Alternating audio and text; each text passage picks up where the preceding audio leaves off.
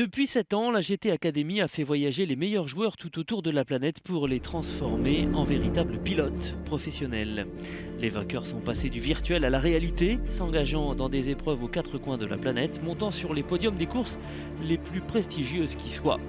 Cette expérience est devenue le programme de développement de pilotes le plus innovant du monde. Des candidats de plus de 30 nationalités se sont présentés. Il y a eu des erreurs, des sorties de route, des défaillances. Pour chaque podium, il y a eu des abandons. Tous les vainqueurs de la GT Academy n'ont pas atteint le Graal. Cette année, pour être certain de leur réussite, la GT Academy retourne aux sources.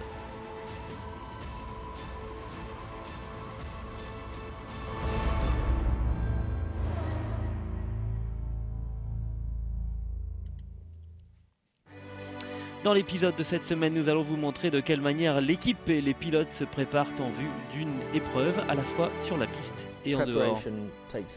La préparation prend des formes très variées. Elle concerne évidemment le matériel, les voitures et les hommes. La préparation est déterminante. Mon approche pour la préparation est la même pour le Super GT, le Blancpain et même le karting. C'est la même méthode. Quand les voitures finissent une course, l'élément principal à prendre en compte, c'est le format de la course. S'agit-il d'une épreuve de 3 heures, de 4 heures ou de 24 ? Et naturellement, si vous avez disputé une course de 24 heures, il faut totalement revoir la voiture, sortir le moteur et la boîte de vitesse. Dès que l'on rentre d'une course, on regarde combien de kilomètres ont été parcourus et ensuite on vérifie combien de kilomètres chaque élément a effectué. Et ensuite on fait la liste des éléments qui ont besoin d'être changés et de ceux qui peuvent encore faire la prochaine épreuve. On commence toujours à penser à la course suivante dès qu'une épreuve se termine.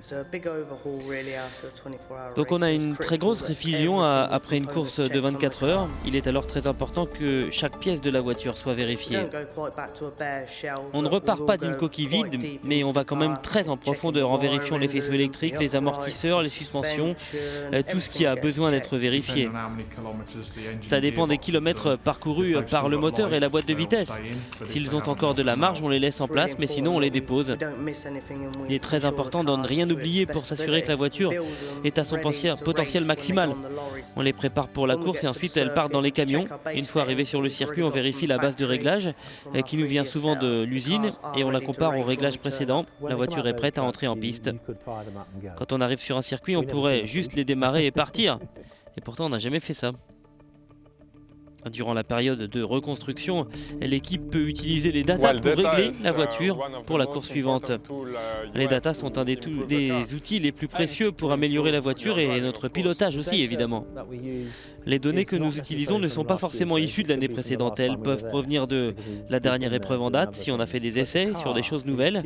Pour les rapports de boîte, on utilise les datas déjà enregistrées, tous les mouvements des amortisseurs, idem pour l'angle du volant et on essaye de comparer avec les données obtenues sur un bon tour et on essaye de reproduire tout cela.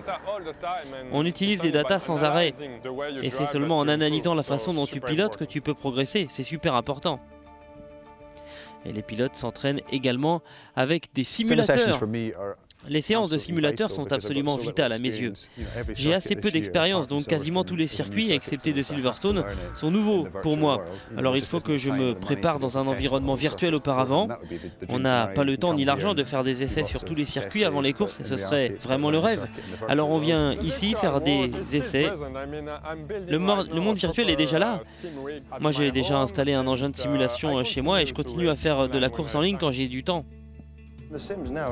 Les simulateurs sont maintenant très fidèles, ils arrivent à modéliser les autos pas seulement en dynamique ou en 3D mais à reproduire les fonctionnements des systèmes ou des choses comme ça. Je dirais qu'un simulateur vous prépare au minimum à 75% avant un week-end et ensuite il faut le temps d'adaptation à la réalité pour être totalement prêt. C'est incroyable comme un endroit peut vous paraître familier alors que vous y allez pour la première fois. Vous faites un tour de circuit et vous savez exactement où sont les virages, quels sont les mouvements de terrain, les points de freinage. Évidemment le revêtement et les sensations ne viennent qu'une fois sur le véritable circuit, mais en ce qui concerne l'apprentissage basique et pour la rapidité d'apprentissage, ces systèmes sont tout simplement fantastiques. L'équipe dispute des épreuves partout en Europe et doit s'assurer d'avoir à disposition tout ce dont elle peut avoir besoin en dehors de ses ateliers. La logistique est colossale. Il y a 25 personnes, 2 minibus, 2 autres camions, quelques personnes voyagent par avion, mais c'est comme déplacer une petite armée. 3 camions sont pleins de pièces détachées, ils contiennent aussi nos voitures.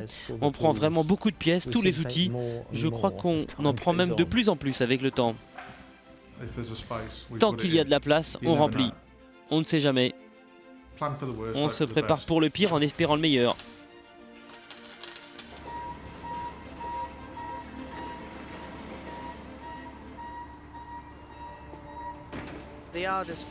La chose la plus difficile, c'est de s'assurer que les voitures sont bien attachées. Si la voiture n'est pas bien fixée, cela peut devenir un énorme problème parce que les déplacements sont très longs et si elles ne sont pas bien attachées ou que l'une d'entre elles commence à bouger, eh bien ça se transforme en désastre parce que l'avant de l'une va entrer en collision avec l'arrière de l'autre et là c'est vraiment la pagaille. On s'inquiète toujours de savoir si on a oublié quelque chose. Il y a toujours quelque chose à prendre à la dernière minute. Normalement, les ateliers sont vides quand on part. On prend littéralement tout avec nous, de nos caisses à outils, nos bancs de montage, le matériel pour les stands. On emporte absolument tout. Et une fois arrivé sur le circuit, l'équipe se prépare pour l'un des moments les plus importants durant une course.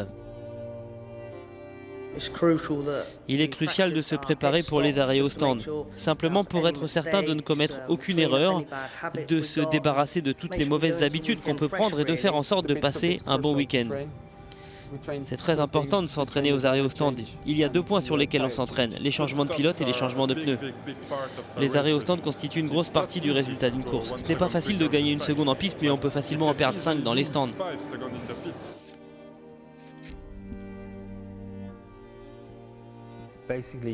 En fait, il y a un mécano avec le pistolet et un autre qui porte les roues. Et à tous les deux, ils font le tour de la voiture. Personne d'autre ne peut franchir la ligne. Celui qui arrête la voiture, qu'on appelle le capitaine, peut regarder ce qu'il passe, il peut vérifier les freins pour voir s'il y a un problème d'usure, par exemple. Mais il ne doit pas toucher l'auto. Et tout ça doit avoir lieu une fois que le plein a été fait. Et ce n'est pas facile.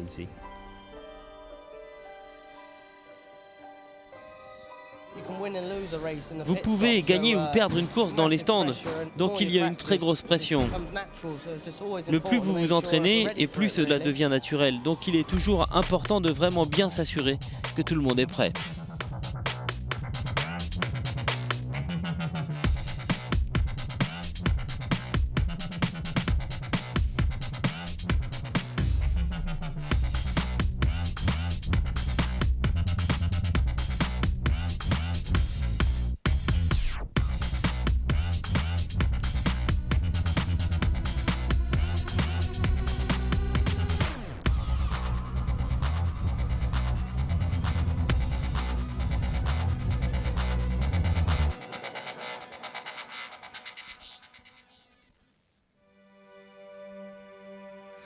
Durant un week-end de course, les pilotes ont la possibilité de voir la piste de près, avant de piloter sur le circuit.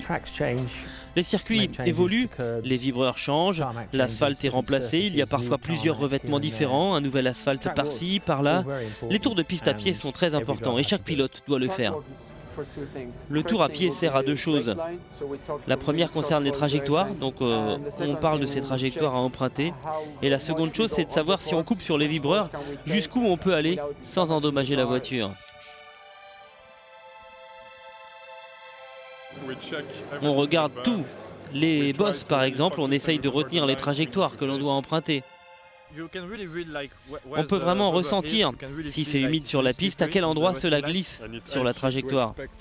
Cela vous aide à anticiper ce que la voiture va faire à tel ou tel endroit, donc vous n'êtes pas surpris une fois derrière le volant.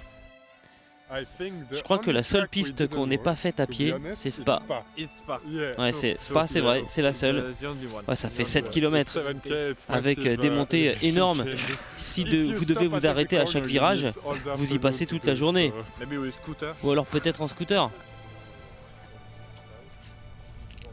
Et durant les minutes et les heures qui précèdent une course, les pilotes commencent à se préparer mentalement.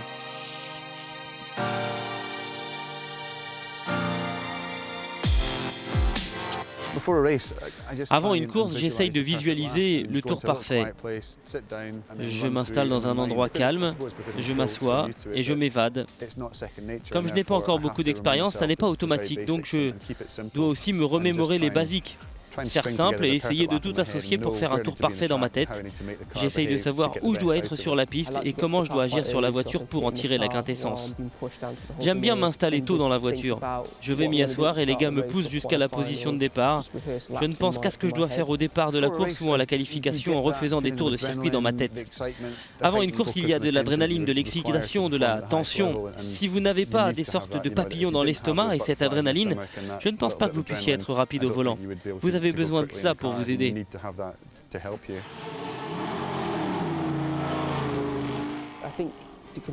J'essaye de contrôler mon excitation. Il faut se rappeler pourquoi on est là, pourquoi on court dans ce championnat. Moi, je pense à mes objectifs, je me fixe des buts réalistes et cela me calme. Je suis parfois nerveux avant une course, mais si vous l'êtes, c'est que vous n'êtes pas suffisamment bien préparé. L'équipe et les pilotes sont fin prêts. Retrouvez-nous la semaine prochaine et nous vous verrons si tous ces préparatifs ont été récompensés durant la course décisive sur le circuit du Nürburgring.